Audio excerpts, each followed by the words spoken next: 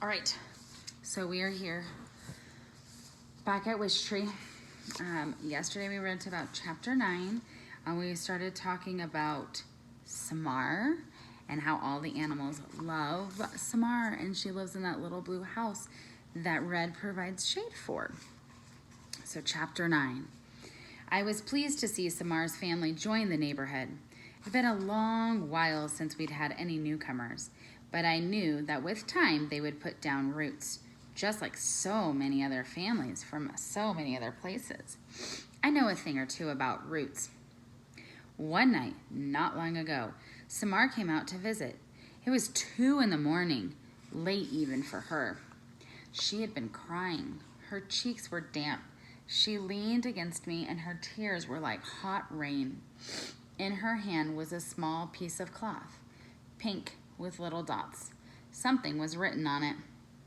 A wish. The first wish I'd seen in months. I wasn't surprised she knew about the Wishtree tradition.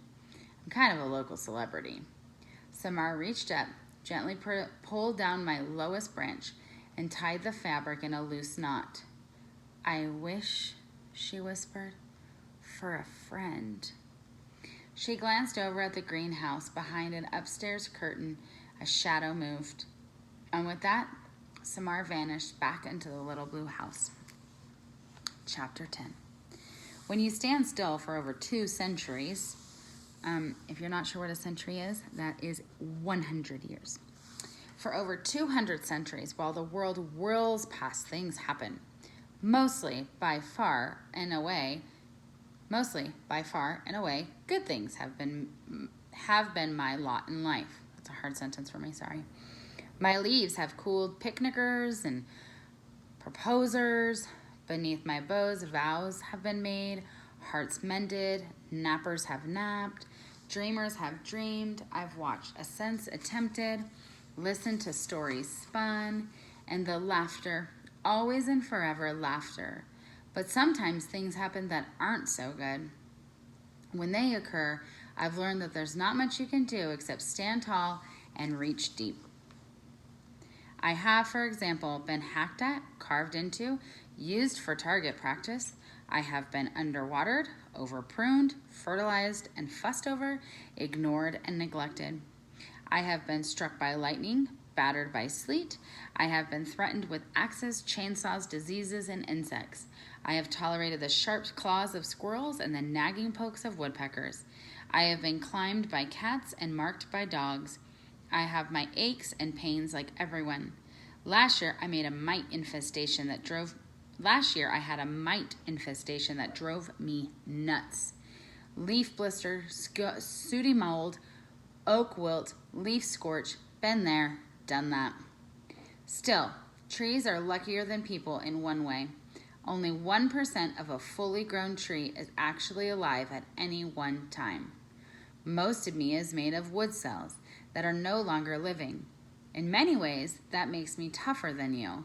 So yes, I've seen a lot. And who knows, I may see much more. I could live to be 300, 500 even. It happens.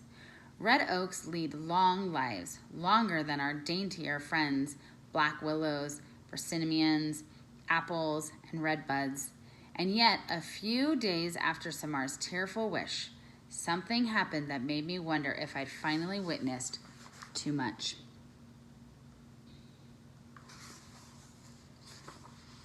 Chapter 11. The morning was budding, and I was waiting for warmth. Down the street, a lanky boy was lingering near a stop sign. Head down, he was hunched over like a wind-blown weed. In his right hand was something shiny, a tool, maybe, or a pen. He was smiling just a bit as if he'd told himself a joke only he, perhaps, understood. All day long I see people lost in thought, talking to themselves, grinning, frowning. He was nothing out of the ordinary. I was in the midst of a conversation with Bongo, who had just pointed out to me that I was a year older. 216 rings old, to be precise. Another sprout day, I said. I still feel like a sapling. You don't look a day over 150, Bongo replied. Best looking tree on the block. I'm really, I paused for comic relief, getting up there. Bongo, who was perched on my lowest branch, sighed. A crow sigh is unmistakable, like a groan from a tiny cranky old man. So maybe more like, Tree humor, I explained, just in case Bongo had missed it, although, of course, she hadn't. Bongo misses nothing because, I'm so tall. Really, Red? Bongo stretched, admiring her lustrous blue-black wings. That's the best you got for me this morning? Maybe you'd appreciate my joke more if you weren't so sensitive about your stature, I teased. Corvids don't give a flying tail feather about height, Bongo said. Smarts, wiles, trickery, cunning, that's what counts in our neck of the woods. Corvids is a fancy name for birds like crows, ravens, jays, and magpies. Bongo says she's too classy for a label as common as crow. A soft wind tickled my branches. Spring, that old rascal, was teasing up with the promise of warmer days. The truth is, I said, it doesn't matter what size you are, Bongo. We grow as we must grow, as our seeds decided long ago. Red, way too early in the morning for the wise old tree routine. Bongo gave me a gentle peck. Although you're right, it doesn't matter how tall you are. In a fluttery blur, she sailed to a telephone pole, far above my leafy canopy. Not when you can fly, pal. At almost the same moment, Samar and the boy, who lived in the green house, Stephen, stepped onto their porches. Both had backpacks, both looked eager to greet the day. Their eyes met. Stephen nodded. Just a flicker, and Samar nodded back. Not a hello, exactly, just an acknowledgement. Stephen ran off toward the elementary school down the street, but Samar hesitated. Hello, she called softly. Right on cue, Bongo replied, hello, as she did every morning, sounding just like Samar. Bongo can also do a passable tuba, an impressive chihuahua, and a fine police siren. Samar looked up at Bongo, grinned, and headed towards school. With that, Bongo let loose a hoarse and gleeful caw and set off to wait for children to arrive at school. She was a regular there. Everybody knew her. She enjoyed annoying the children, and they enjoyed letting her annoy them. Bongo especially liked to untie shoelaces. While the children were busy retying them, she would snatch treats from their lunch bags. Every now and then, she would even make a polite request. She could say, chip please, no way, and you rock, when it served her purposes. Watching Bongo soar, I considered, not for the first time, my rambling roots. What would it be like to fly, to burrow, to swim, to gallop? Delightful, no doubt. Sheer joy, and yet I wouldn't trade a single rootlet for any of it. It is a great gift indeed to love who you are.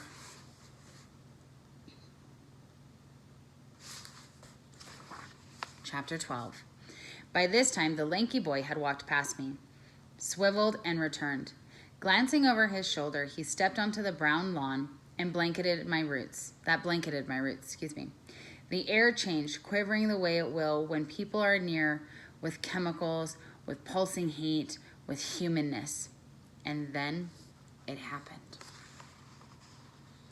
He dug into my trunk with the object in his hand, fast, deliberate. Again, he checked his surroundings. An elderly woman crossing the street smiled at him and shook her head. She was probably thinking, how sweet, I'll bet he's carving a heart with initials in it. Oh, to be young and in love. People are under the impression that trees don't mind being carved into, especially if hearts are involved. For the record, we mind. I'd never seen the boy before. He was big, maybe a high schooler. It's hard to know with people. With a tree, I can sense to the month, sometimes to the day, its age. I couldn't tell what he was carving, of course, but I could tell from the determined way he moved that it was meant to hurt. Not me. Somehow I sensed it wasn't meant to hurt me. I was just his canvas. That said, it's not exactly a picnic getting hacked into. Bark is my skin, my protection from the world. Any wound makes it harder to fight off disease and insects. I wanted to yell stop, to say something, anything, but of course I didn't. It's not our way. Trees are meant to listen, to observe, to endure. He was done quickly. He stood back, admired his work, gave a little nod, and left. As he walked away, I saw the tool clutched in his fist, a little screwdriver with a yellow handle, thin as a twig, bright as a meadow lark.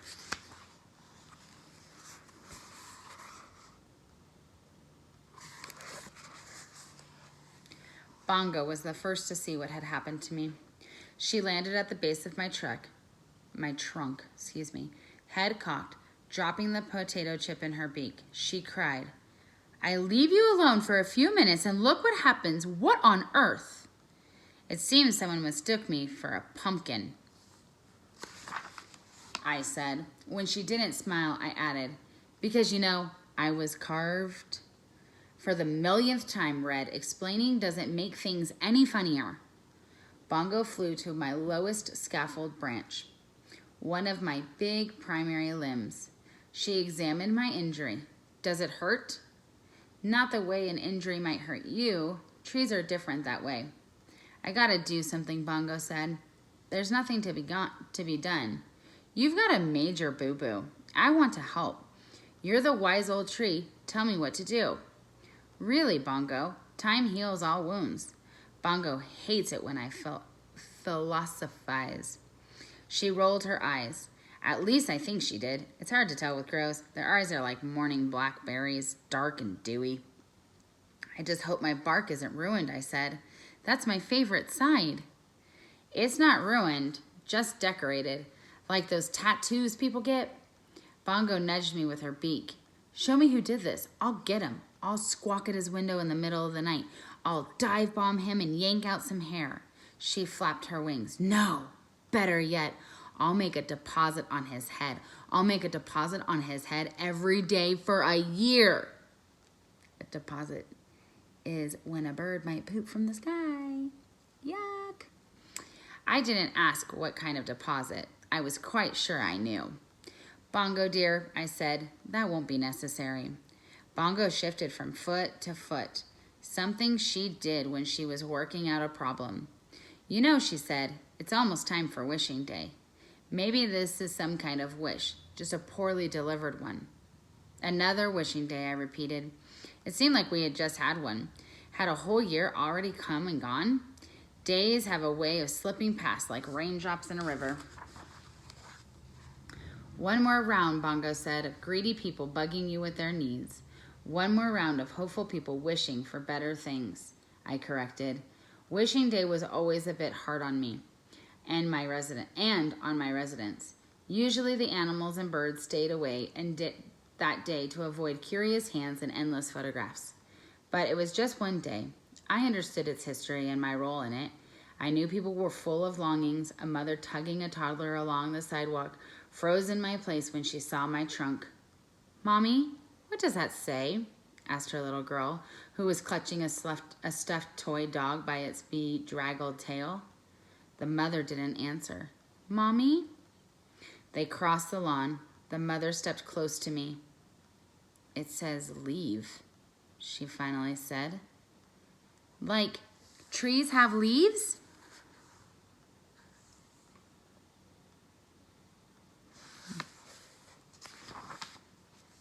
Gently, the mother traced my cuts with her index finger. "Maybe," she answered. "Maybe like that." She looked over at the two houses near me. Shaking her head, she tightened her grip on the little girl's hand. "Let's hope that's all it means." Okay, this is going to be our last chapter.